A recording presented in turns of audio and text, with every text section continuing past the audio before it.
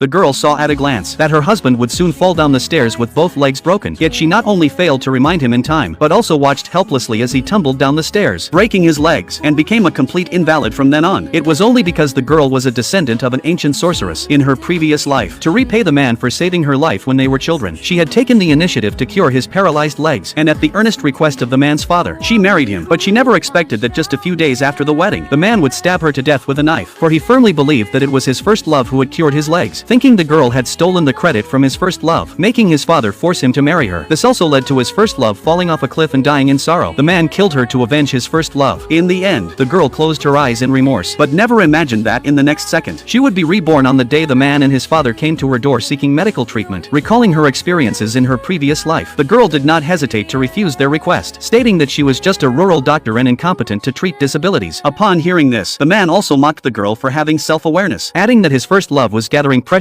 medicinal herbs to cure him, and he could stand up without relying on a liar like her. Only then did the girl suddenly realize that the man had also been reborn for in her previous life. The man had begged her tearfully to treat him. At that moment, the first love arrived with the rare medicinal herbs she had just collected, announcing that she had found a way to cure the man. The man was instantly overjoyed upon hearing this, and publicly promised that the day his legs fully recovered would be the day he married his first love. Seeing this, the girl asked them to leave her house, but the first love saw it as a perfect opportunity to humiliate her. She immediately mocked the girl, asking if she was jealous of her stealing the limelight, and said she knew the man's father intended to match the man with her, but now that she also had a way to cure the man, she advised the girl to stop harboring unrealistic fantasies about him. The girl found this extremely ridiculous upon hearing it, yet kindly reminded them that although the medicinal herbs the first love had found were effective for the man's legs, they could not completely cure them. But the first love firmly believed that the girl was saying this out of jealousy, so she proposed a bet on the spot. If she could cure the man's legs within 7 days, the girl would kneel down to apologize and withdraw from the medical field. Seeing that she was relentless, the girl agreed to the bet, and stated that she could treat another wealthy young master who had come seeking medical help. But upon seeing this, the man and his first love immediately thought she was crazy. After all, that young master had been in a coma for 10 years. It was impossible for a rural doctor like the girl to cure him within 7 days. Little did they know that the girl was not only highly skilled in medicine, but also, as someone with sorceress blood, she herself was a panacea. As long as she stayed in close contact with the patient for a long time, the patient would recover without treatment. During her time with the wealthy young master, the girl also accidentally discovered the crescent moon birthmark on his neck. Only then did she recognize that he was the boy who had saved her life when she was a child, so she devoted herself even more wholeheartedly to treating him. 7 days later, the first love indeed cured the man with the rare medicinal herbs. The man's father even held a grand thank you banquet for this. But just as the first love was triumphantly thinking she had won the bet, the girl arrived at the scene with the cured wealthy young master. The people who had just praised the first love's medical skills one after another praised the girl as a divine doctor alive. While the first love was furious about this, the man appeared on the second floor to show everyone his cured legs, and stated that the first love had not lost the bet either. But the girl